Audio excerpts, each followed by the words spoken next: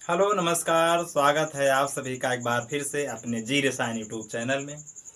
जैसे सभी लोग को पता होगा कि ये जो हमारी क्लास होती है, क्लास 12th वालों के लिए होती है, जिसमें हम क्या पढ़ रहे हैं, रसायन विज्ञान केमिस्ट्री। ठीक, तो कल एक बच्चे का कमेंट था, एक लोग कमेंट किए थे कि सर आप थोड़ा बड़ा क्या कहते हैं, स्पीड में पढ़ाते हैं। सर आप क्या करते हैं, बड़ा स्पीड में पढ़ाते हैं। तो आज हम क्या करेंगे, स्पीड को थोड़ा कम से करके पढ़ाएंगे। ठीक, क्योंकि मान लीजिए अगर हम चैप्टर पे चैप्टर पढ़ाते चले जाएं और आप लोगों को अगर समझ में ना आए, तब पढ़ाने का मतलब ही नहीं है ना। तो इसीलिए आज से हम अपनी स्पीड थोड़ा कम करके पढ़ाएंगे। और जिनको बाद में वीडियो देखना हो, क्या करेंगे, 3 डॉट क्या करेंगे, यूट्यूब वाले जो आपका स्क्रीन होता है, उसके राइट वाले कॉर्नर पे क्या करिएगा, 3 डॉट पर क्लिक करके वहां से आप अपनी स्पीड को कम ज़्यादा कर सकते हैं। ठीक, तो चलिए हम चलते हैं अपने टॉपिक पर। अपने टॉपिक पर चलने से पहले जितने लोग इस वीडियो को देख रहे हैं, लाइक शेयर सब्सक्राइब करना ना भूलें। सब्सक्राइब करने के बाद बेल आइकन की बटन को जरूर प्रेस करें, ताकि हमारी हर वीडियो का नोटिफिकेशन सबसे पहले आप तक पहुंच जाए। ठीक, तो हम इस क्लास में क्या पढ़ रहे थे, इस क्लास में हमने क्या पढ़ना था या क्या पढ़ रहे हैं, इनको हम पिछली कक्षा में जो पढ़े थे उसी से रिलेट करके चलेंगे।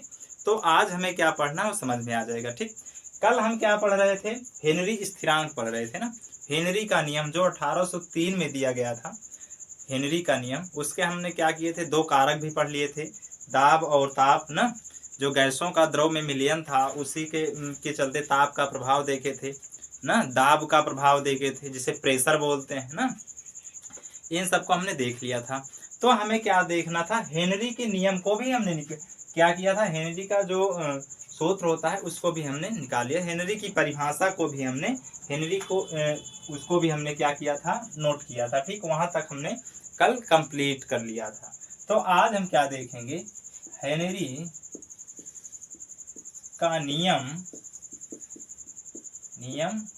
दाब का प्रभाव और दाब का प्रभाव। ठीक, हेनरी का नियम क्या कहता है, हेनरी का नियम क्या कहता है कि अगर किसी भी क्या कहते हैं घोल में, विलयन में, अगर दाब की मात्रा को बढ़ाओगे, अगर आप प्रेशर किसी वस्तु पर डालोगे, तो उसका विलयन जो होगा, जो घोल का या विलयन का जो मोल प्रभाव होगा, उसकी संख्या भी बढ़ेगी। क्या होगा, विलयन की संख्या भी बढ़ेगी। जो संख्या उसमें नहीं मिलना चाहती वो भी मिल जाएगी। क्योंकि आप लोगों ने देखा होगा, हाइड्रोलिक से बहुत से चीज़ों क्या किया जाता है, दबा दिया जाता है, चिपका दिया जाता है, एक दूसरे में मिक्स हो जाते हैं ना, वो प्रेशर से ही करते हैं ना। तो उस वही क्या कह रहा है कि हेनरी का जो नियम कहता है, कल हमने इसको भी पढ़ लिया था कि हेनरी का नियम जो है, दाब प्रोपोर्शनल यक्स, इसको हमने कल पढ़ा था ना। यक्स क्या है, मोल प्रभाज है। क्या है, मोल प्रभाज। कुछ लोग कहेंगे सर मोल प्रभाज ही क्यों लिए, मोलरता ले लेते ना। लेकिन जो वैज्ञानिकों ने जो रिसर्च किया था, वो मोल प्रभाज को ही लेकर किया था।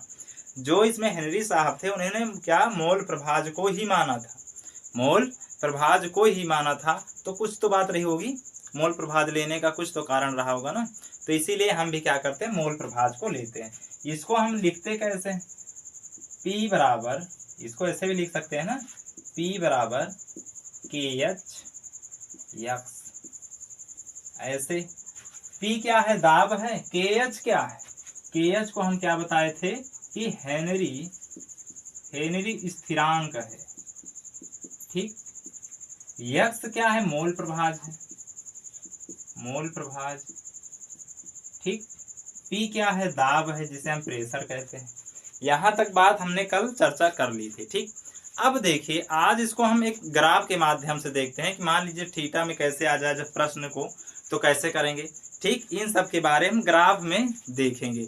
और बात रही अगर इसकी इकाई की बात करते हैं, जो क्या हेनरी स्थिरांक होता है, जो इसकी इकाई होती है, उसकी इकाई क्या होती है, एक एटमॉस्फेयर होती है। क्या होती है, एक एटमॉस्फेयर। अगर हम इकाई की बात करें तो इसको ऐसे लिख सकते हैं ना, P बराबर क्या लिख सकते हैं, P बटे में KH यक्स, ऐसे लिख सकते हैं ना। अगर हम ऐसे लिख सकते हैं, अगर हम ऐसे लिख सकते हैं KH को, या फिर मान लीजिए हम इसको ऐसे भी लिख सकते हैं, इसको हम यक्स को इस तरफ ला सकते हैं, यानी P बटे में यक्स इक्वल टू के एच, इसको ऐसे लिख सकते हैं। जो देखिए जो P का होता है, जो दाब का होता है इकाई, वो क्या होता है, 1 एटमॉस्फेयर होता है, यानी 1 एटीएम होता है। ठीक, 1 एटीएम होता है। अब देखिए जो यक्स का होता है, यक्स क्या है, मात्रक रहित है, क्या है, इकाई रहित है, क्या है, इकाई रहित है, मतलब इसकी कोई इकाई नहीं है, ये इकाई रहित है। तब अगर हम के एच, इसकी स्थिरांक की बात करेंगे, इस स्थिरांक की अगर हम बात करेंगे, यहां तक बात समझ में आ रही ना, कि स्थिरांक की अगर हम बात करेंगे तो इसकी इकाई क्या हो जाएगी, 1 एटीएम हो जाएगी। क्या हो जाएगी, 1 एटीएम हो जाएगी। कहने का मतलब के एच की इकाई क्या होती है, एटीएम होती है, 1 एटीएम होती है। ठीक, यहां तक बात समझ में आई, इकाई बात समझ में आई कि इकाई क्या होती है, वेग स्थिरांक की इकाई क्या होती है, ये बात समझ में आई ना। अब देखिए अगर इसको हम ग्राफ के माध्यम से देखें, ठीक, इसको अगर मान लीजिए हम ग्राफ के माध्यम से देखें, किसके, ग्राफ के, तो हमारे पास क्या मिलता है, P प्रोपोर्शनल यक्स। कहने का मतलब अगर दाब बढ़ेगा तो मोल प्रभाज की संख्या भी बढ़ेगी। प्रोपोर्शनल का मतलब ये है कि अगर ए बढ़ेगा तो ए भी बढ़ेगी, ए घटेगा तो ए भी घटेगी। कहने का मतलब दोनों जो इसमें है P और X दोनों साथ साथ कार्य करेंगे। अब देखिए इसको हम कैसे लिख सकते हैं, P इक्वल के एच यक्स, ऐसे लिख सकते हैं ना, ऐसे लिख सकते हैं। अगर ऐसे लिख सकते हैं तो हम ग्राफ इसका बनाएंगे, ग्राफ के माध्यम से देखेंगे कि प्रश्न कैसे पूछे जाते हैं। ठीक, तो हम ग्राफ में मान लीजिए जो हमारे पास दाब है, इसको हम वाई एक्स पर, वाई एच पे रखते हैं, किसके, वाई एच पे, और जो हमारे पास यक्स है इसको हम के एच पे, अक्ष पे रखते हैं। ठीक, ये जो है इसको हम यक्स अक्ष पे रखते हैं, और जो P है इसको वाई अक्ष पर। ठीक, आइए हम रख कर देखते हैं, इसको थोड़ा हटा रहे हैं, हम इसको ग्राफ के माध्यम से देखेंगे और रखेंगे। जैसे मान लीजिए हमारे पास एक ग्राफ ऐसा है, ऐसा, ठीक, इसको मान लीजिए हमने क्या किया है, y माना है, और इसको x। अब देखिए x पे क्या रखेंगे हम, x को रखेंगे मोल प्रभाज को। किसको रखेंगे, मोल प्रभाज को रखेंगे। मोल प्रभाज का मतलब है कि x को, इस पे किसको रखेंगे, x को। अगर हम y की बात करते हैं, y पे हम किसको माने हैं, p को, तो इस वाले पे क्या रखेंगे, p रखेंगे। ठीक, यहां तक बात समझ में आई कि y और जो x अक्ष है, एक पे हम क्या रख रहे हैं, दाब को रख रहे हैं, प्रेशर को, और दूसरे पे किसको रख रहे हैं, मोल प्रभाज को रख रहे हैं। ठीक, दाब और मोल प्रभाज को। अब देखिए इसमें एक लाइन ऐसे जाती है सीधी, ऐसे सीधी लाइन ऐसे। ठीक, और ये जो लाइन है, ये जो लाइन है ये किसको प्रदर्शित करती है, के एच को।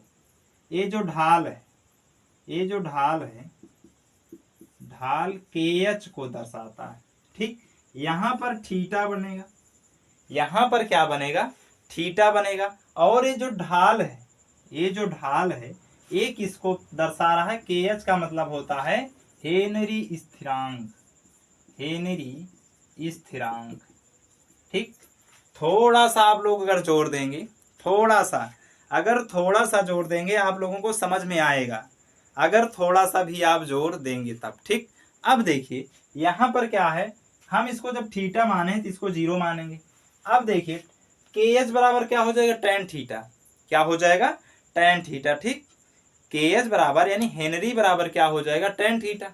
अगर हम tan थीटा का मान ज्ञात करें, tan थीटा का मान ज्ञात करें तो हमें किसकी किसकी जरूरत होगी, y अक्ष की और x अक्ष की ना, दो की जरूरत होगी ना।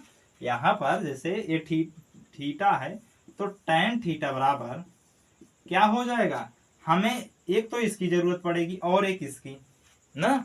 तो tan थीटा बराबर क्या होता है, लंब बटे आधार होता है। क्या होता है, लंब बटे आधार। ठीक, अगर हम इसकी बात करें तो यहाँ पर जो हो जाएगा ये हो जाएगा लंब, ठीक। और जो नीचे बचेगा यक्ष जो हो जाएगा ये हो जाएगा आपका आधार। यहां तक बात समझ में आई कि हम कैसे निकालते हैं इसको, क्या करते हैं क्या कहते हैं ग्राफ से इसको हम कैसे दर्शाते हैं, ठीक। इसी तरह दर्शाते हैं। ये जो ढाल है, ये जो ढाल ऐसे जाके कुछ बनता है ना, ऐसे बढ़ के, तो जो ढाल वाली जो लाइन है एक इसको दर्शाती है हेनरी स्थिरांक को, और हेनरी स्थिरांक tan थीटा, हेनरी स्थिरांक बराबर क्या होता है tan थीटा। तो tan थीटा बराबर क्या होता है लंब बटे आधार, और लंब बटे आधार को क्या करेंगे हम, लंब किसको मानेंगे P को यानी दाब को, और आधार किसको मानेंगे हम यक्ष को मानेंगे, ठीक।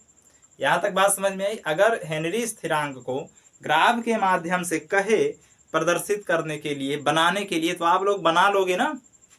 यहां तक बात समझ में आई। अगर यहां तक बात समझ में आई तो बताएं, फिर आगे बढ़ें, आगे बढ़ें, ठीक। यहां तक बात समझ में आई। चलिए आगे हम देखते हैं कि निष्कर्ष, हेनरी स्थिरांक से निष्कर्ष क्या निकलता है, ठीक। निष्कर्ष के बाद इसकी हम सीमाएं भी देखेंगे। चलिए हटा रहे हैं इसको, ठीक। नोट कर लिए सब लोग, नोट कर लिए हो तो हटाएं, ठीक। हाँ नोट करिए।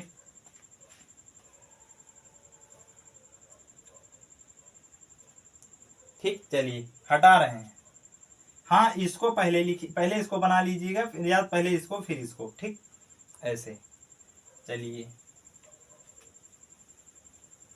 जो ना समझ में आए आप लोग कमेंट कर दिया करिए, कोई दिक्कत नहीं, कमेंट करिएगा।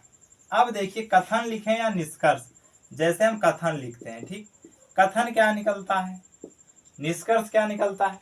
हेनरी क्या कह रहे हैं, हेनरी साहब क्या कह रहे हैं कि अगर दाब बढ़ाते हो आप, किसी चीज पर आप दाब बढ़ाते हो तो उसमें क्या है, विलेय होने वाले वस्तु है, विलेय होने वाली जो वस्तु है उसका मोल प्रभाज की संख्या बढ़ेगी, ठीक। क्या है, पहले में क्या कह रहे हैं साहब जी कि अगर दाब बढ़ाने पर, क्या है, दाब बढ़ाने पर क्या होता है, विलेय की मोल प्रभाज की संख्या बढ़ती है, ठीक। मोल प्रभाज की संख्या क्या होती है, बढ़ती है। बढ़ती कैसे है कि जैसे मान लीजिए आपको अभी हमने बताया था कि P प्रोपोर्शनल किसके होता है, यक्स के। यक्स को हमने मोल प्रभाज माना था और P को दाब, प्रेशर, ठीक। तो इसमें जो बीच में लगा है प्रोपोर्शनल का मतलब है कि अगर P बढ़ेगा तो यक्स भी बढ़ेगा, अगर P घटेगा तो यक्स भी घटेगा, ठीक। इसीलिए इसमें कह रहा है कि दाब बढ़ाने पर विलेय की मोल प्रभाज की संख्या बढ़ती है, ठीक। पहला निष्कर्ष। दूसरा निष्कर्ष क्या कह रहा है कि हेनरी स्थिरांक की इकाई क्या है। दूसरा निष्कर्ष आपसे एग्जामिनर पूछ सकता है, आपके प्रश्न में सवाल बन सकता है कि हेनरी स्थिरांक का क्या है, इकाई क्या है। तो हेनरी स्थिरांक, हेनरी सभी लोग लिखते चल रहे हो ना, स्थिरांक सभी लोग साथ साथ में लिखते चलिएगा, नोट से बताते चलिएगा, पेन कापी लेकर बैठिए ताकि जो भी आपको बताया जाए आसानी से आप नोट डाउन करते चलें, ठीक। क्या है, हेनरी स्थिरांक की इकाई वही होती है जो दाब की होती है, जो दाब की होती है। ब्रैकेट में लिख लीजिएगा एटीएम, एटमॉस्फेयर, ठीक। दाब की इकाई जो होती है एटीएम होती है, एटीएम। तो 1 एटीएम हेनरी स्थिरांक का भी होगा। क्या होगा, हेनरी स्थिरांक का भी होगा, ठीक। यहां तक बात समझ में आई कि हेनरी स्थिरांक क्या होगा, ठीक। चलिए अब जैसे तीसरा हम देखते हैं, क्या देखते हैं, तीसरा देखते हैं। तीसरे में क्या कह रहा है कि मान लीजिए गैस एक से नहीं अनेक प्रकार हो सकती हैं। गैस क्या हो सकती हैं, अनेक प्रकार की हो सकती है ना। तो उन्हीं गैसों के बारे में हम चर्चा करेंगे कि जिनका tan थीटा अधिक होगा। क्या होगा, जिसका tan थीटा अधिक होगा उसका मान भी अधिक होगा। क्या होगा, मान का मतलब है स्थिरांक, ठीक। क्या है, जिस गैस उसका tan थीटा का मान अधिक होगा, अधिक होगा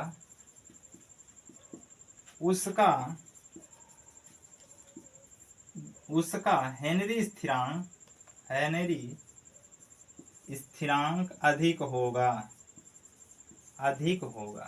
ठीक, इसको अभी हम ग्राफ से देखते हैं कैसे अधिक होगा। देखिए क्या कह रहा है, जिस गैस का tan थीटा का मान अधिक होगा उसका हेनरी स्थिरांक भी अधिक होगा। प्रश्न में ऐसे सवाल बनते हैं कि हेनरी स्थिरांक गैस का मान लीजिए tan थीटा मान कुछ और है, 2-3 गैसों को मिक्स कर दिया जा रहा है, तब कैसे करोगे ना। तो इसीलिए हम ग्राफ से आपको समझाते हैं कि ग्राफ से कैसे इसमें अधिक और कम होगा। जैसे मान लीजिए हमारे पास ग्राफ है ऐसे, ठीक, यही ग्राफ है ना, इसको हमने y माना, इसको हमने x माना, यहाँ 0, यहाँ से मान लीजिए कोई गैस की ऐसी जा रही है, ठीक, कोई गैस यानी क्या है, KH1 है, गैस स्थिरांक 1 है। ठीक, इसका थीटा जो है यहाँ पर ऐसे बनेगा। अगर मान लीजिए कोई गैस ऐसे जा रही है, ये क्या है, KH2 है, यानी गैस स्थिरांक 2 है। क्या है, गैस स्थिरांक 2 है। अब देखिए 2 है और 1 में क्या अंतर होगा, 2 और 1 में क्या अंतर होगा कि इसका जो कोण इतना बनेगा और इसका पूरा ऐसे बनेगा। अब कुछ समझ में आ रहा है आप लोगों को कि मान लीजिए ये थीटा 1 है और ये थीटा 2 है। ठीक, थीटा 2 क्या होगा, इस पूरे का होगा, जबकि थीटा 1 सिर्फ KH पहले ही वाली गैस का होगा। क्या है, पहली गैस यानी गैस का स्थिरांक A है और दूसरी गैस का स्थिरांक KH2A है। ठीक, यहां तक बात समझ में आई कि जो प्रथम गैस है उसका क्या है, KH1 है, और जो दूसरी गैस है ना, यहाँ पर प्रथम गैस लिख लीजिए, प्रथम गैस, और यहाँ सेकेंड गैस।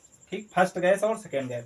अब देखिए इसकी अगर हम मान की बात करते हैं ना, तब देखिए इसमें अधिक क्या हो रहा है कि जो थीटा 1 का मान है, जो थीटा 1 है वो थीटा 2 से कम है। कम कैसे है, देखिए यहाँ पर क्या है, थीटा 1 क्या है, थीटा 2।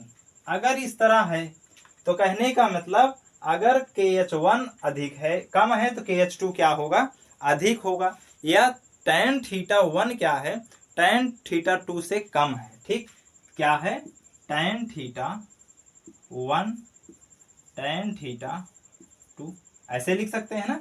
अगर ऐसे हम लिख ले रहे हैं, ऐसे अगर हम लिख ले रहे हैं तो इसको ऐसे भी लिख सकते हैं ना कि KH1 KH2। कहने का मतलब जिसका थीटा का मान अधिक होगा, थीटा का मान इसका अधिक है, 2 है, इसका 1 थीटा है, tan थीटा है, इसका tan थीटा 2 है, तो जिसका मान अधिक होगा उसका हेनरी स्थिरांक भी अधिक होगा, क्योंकि यहाँ साफ दे रहा है जिस गैस का tan थीटा का मान अधिक होगा उसका हेनरी स्थिरांक भी अधिक होगा। यहाँ तक बात समझ में आई? अगर यहाँ तक बात समझ में आई हो तो कमेंट में लिखिए यस। अगर यहाँ तक बात समझ में आई हो तो कमेंट में लिखिए यस। आगे बढ़ें, आगे बढ़ें। ठीक, देखिए ज्यादा इसलिए हो रहा है क्योंकि tan थीटा का देख लीजिए, tan थीटा यहाँ अधिक है, यहाँ कम है, और इसमें साफ लिखा है ऐसे बुक में कि जिस गैस का tan थीटा का मान अधिक होगा उसका हेनरी स्थिरांक भी अधिक होगा। ठीक, चलिए नोट कर लिए, नोट करो, फिर हम आगे बढ़ें। फिर क्या देखते हैं, हम इसके नेक्स्ट टॉपिक को देखते हैं। ठीक, आगे बढ़ें, आगे बढ़ें। चलिए हम क्या देखते हैं, अब इसको हटा रहे हैं। ठीक, इसको हम हटा रहे हैं। अब देखेंगे हेनरी के नियम या हेनरी स्थिरांक की सीमाएं। क्या देखते हैं, हेनरी स्थिरांक, हेनरी स्थिरांक की सीमाएं। सीमाएं सीमा पार वाली नहीं, सीमाएं सीमा पार वाली नहीं है। ठीक, ये सीमाएं हैं सिर्फ बुक के अंदर की सीमाएं, सीमा पार से जो आई सीमा उसकी चर्चा नहीं कर रहे हैं, ठीक। नहीं तो सब लोग समझ लो कि सीमाएं पार हो रही हैं, ठीक। देखिए ये क्या कर रहा है, आइए अपने टॉपिक पर, कि जो इसकी सीमाएं हैं, इसकी सीमाएं क्या कहती हैं कि यह नियम उन गैसों पर लागू होता है जो रासायनिक अभिक्रिया नहीं बनाती। क्या होता है, जो रासायनिक अभिक्रिया, जो विलयन में क्या है, जो विलायक में या विलयन में कोई भी रासायनिक अभिक्रिया नहीं करती है। यह नियम, पहला लिखिए, यह नियम उस अभिक्रिया पर लागू होता है, उस अभिक्रिया पर लागू होता है जो विलयन में अभिक्रिया नहीं करती है,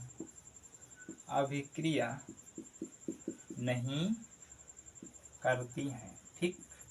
पहली बात क्या कर रहा है कि जो विलयक में कोई रासायनिक अभिक्रिया, विलायक में या विलयन में कोई रासायनिक अभिक्रिया नहीं करती है, यह नियम उनके लिए होता है, ठीक। और इसमें बात कैसी हो रही है, जैसे मान लीजिए हम क्या करते हैं, NH3 क्या करते हैं, H2O के साथ मिक्स करते हैं, तो क्या करता है, एक नया उत्पाद बना देता है, एक कुछ नया कर देता है, NH4OH बना देता है। जबकि ये क्या कह रहा है कि यह नियम उस अभिक्रिया पर लागू होता है जो विलयन में अभिक्रिया नहीं करता है, ठीक। विलयन में कोई भी अभिक्रिया नहीं करता है, चाहे अभिक्रिया लिखिए या रासायनिक अभिक्रिया लिखिए, ठीक। क्या है, अच्छा रासायनिक कोई दिक्कत नहीं, रासायनिक अभिक्रिया या अभिक्रिया नहीं करता है, ठीक। उसके बाद जो दूसरा पॉइंट होने वाला है, दूसरे पॉइंट में क्या होता है कि यह नियम उन गैसों के लिए, आदर्श गैसों के लिए प्रयोग होता है। क्या होता है, ये जो होता है आदर्श गैसों के लिए। आदर्श गैस आप कक्षा 11 में पढ़े होंगे कि जो PV बराबर nRT के बराबर होता है, वो क्या होती हैं, आदर्श गैसें होती हैं, ठीक। जो कक्षा 11 वाली चैप्टर 11 के शायद, हाँ 11 में ही है, क्लास 11th में है, ठीक, कि आदर्श गैस क्या है। तो क्या है, दूसरी जो इसकी सीमा है, यह केवल आदर्श गैसों पर लागू होती है, ठीक, लागू होती है,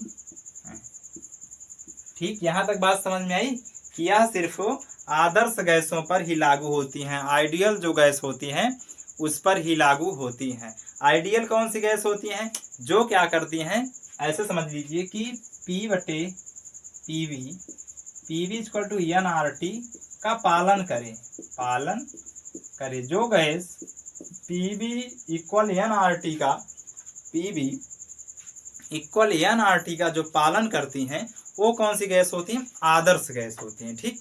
यहाँ तक बात समझ में है कि आदर्श गैस क्या होती हैं, ठीक। तो आगे चलते हैं हम, जैसे क्या है फिर हेनरी के नियम के अनुप्रयोग देखते हैं, ठीक। जो हम अगले मतलब ये तो रहा स्थिरांक की सीमाएं समझ में आ गई कि ये आदर्श गैस पे लागू होती हैं। ये नियम उन गैसों पर लागू होती हैं जो कोई विलायक में कोई भी रासायनिक अभिक्रिया नहीं करती हैं, ठीक। उसके बाद क्या है, हमारा क्या है जो अगला है, क्या है, स्थिरांक की, हेनरी स्थिरांक की अनुप्रयोग। क्या होता है, हेनरी स्थिरांक के अनुप्रयोग, ठीक। आपने तो बियर की बोतल सब लोगों ने देखा है ना, बियर की बोतल सब लोगों ने देखा है। बियर को क्या करते हैं, जब आप ऊपर खोलते हैं उसके कैप को, जैसे आप उसके कैप को खोलते हो तो क्या होता है, क्या होता है, गैस की टाइप के बुलबुले निकलने शुरू हो जाते हैं ना। गैस जो उसमें डाली जाती है वो बुलबुले के रूप में क्या होती है, बाहर निकलना शुरू हो जाती है, और स्पीड प्रेशर से निकलती है ना। प्रेशर से निकलने का मतलब है जब प्रेशर से वो निकलेगा तो उसकी जो मोल प्रभाव की संख्या होगी, जो अंदर उसका विलायक होगा उसकी संख्या कम होती जाएगी। जैसे जैसे दाब कम होगा वैसे वैसे उसकी भी क्षमता विलायक की क्या होगी, कम होती जाएगी। जैसे क्या है कि हेनरी के नियम का अनुप्रयोग है, जैसे मान लीजिए आप सोडा वाटर देखे हो ना, सोडा में क्या होता है, सोडा जल एवं क्या है, पेयजल में CO2 गैस को क्या किया जाता है, विलेयता बढ़ाने के लिए दाब, उच्च दाब पर क्या करता है, किया जाता है, उसे बंद किया जाता है ना, दाब पर बोतल को बंद किया जाता है। क्या किया जाता है, जैसे इसमें पहला क्या है कि सोडा या पेयजल क्या किया जा रहा है, पेयजल में CO2 की गैस, क्या है, पेयजल में CO2 की गैस को उच्च दाब पर बोतल को बंद किया जाता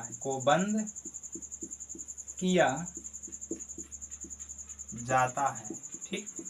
सोडा वाटर हो या पेयजल हो या बियर की बोतल हो, इन सबको क्या किया जाता है, उच्च बोतल, क्योंकि देखिए जैसे हमारे पास से बोतल होती है ऐसे, यहाँ मान लीजिए कैप लगी है, इसके अंदर क्या है, विलयन है, इसमें क्या किया जाता है, प्रेशर के उच्च ताप पर बोतल को बंद किया जाता है, क्योंकि इसके अंदर जो विलायक है, जो मोल प्रभाज है, वो क्या हो, अगर उसकी संख्या अधिक होगी तब क्या होगा, ये दाब के साथ बंद किया जाएगा, ठीक। क्योंकि आप लोगों ने देखा है कि प्रोपोर्शनल x, अगर इसका मान हाई तो इसका मान हाई, इसका मान कम तो इसका मान कम। इसका मान कब होता है, जब आप बोतल की कैप को खोल देते हो, इसमें बुलबुले की तरफ से क्या होती है, CO2 गैस बाहर निकलना शुरू हो जाती है।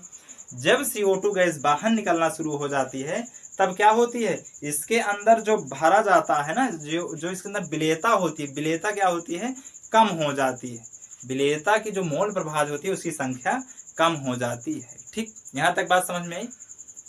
यहाँ तक अगर बात समझ में आई हो तो आगे चलें। देखिए उसके क्या करते हैं, जो विलेयता होती है, उसका विलेयता जो होता है, जो विलयन होता है, उसके मोल प्रभाज की संख्या अधिक होती है, तभी तो बोतल वजन होती है। जैसे आप उसके कैप को खोलते हो, बोतल क्या होती है, हल्की होना शुरू हो जाती है ना, क्या होती है, हल्की होना शुरू हो जाती है, ठीक। चलिए दूसरा देखें, चलिए दूसरा क्या है, हटाएं, चलिए हटा रहे हैं, ठीक।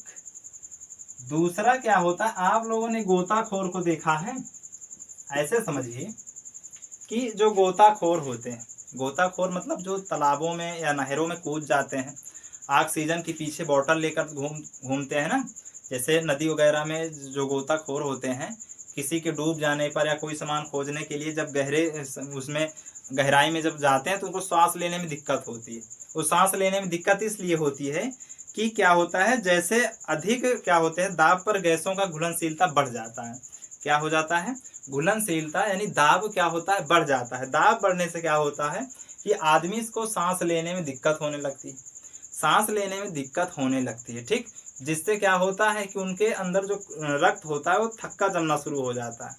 क्या होता है, थक्का जमना शुरू हो जाता है। तो क्या होता है कि वो जब अंदर जाते हैं जल में तो अपने पीछे गैस की एक बोतल लेकर जाते हैं ना, गैस की एक बोतल लेकर जाते हैं, जब ताकि उनको शुद्ध गैस मिलती रहे, शुद्ध ऑक्सीजन उन्हें प्राप्त होती रहे। क्योंकि जैसे जैसे आप नीचे की पानी की सतह पर जाओगे वैसे क्या होगा, दाब बढ़ता जाएगा, और जब दाब बढ़ता जाएगा तो क्या होगा कि जो विलेयता है हमारे अंदर, जो ब्लड है, खून है, उसकी क्या होगी, जो मोल प्रभाज होंगे, उसकी जो संख्या होगी खूनों की, वो क्या होगी, उसका वजन बढ़ता जाएगा, ठीक। और जब उसका वजन बढ़ता जाएगा, गैस जो होगी उसका जब वजन बढ़ता जाएगा तो क्या होगा, रक्त के थक्के जमने शुरू हो जाएंगे। जब रक्त का थक्का जमना शुरू हो जाएगा तो उन्हें क्या होगा, गैसों की कमी महसूस होने लगेगी, ठीक।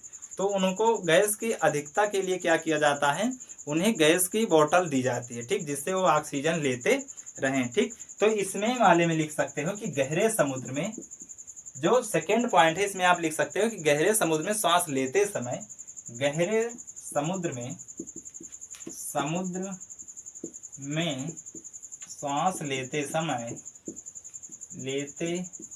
समय क्या है, गहरे समुद्र में सांस लेते समय या लेते हुए गोताखोरों को अधिक दाब पर गैसों की घुलनशीलता का सामना करना पड़ता है। क्या करना पड़ता है, सांस लेते समय गोताखोरों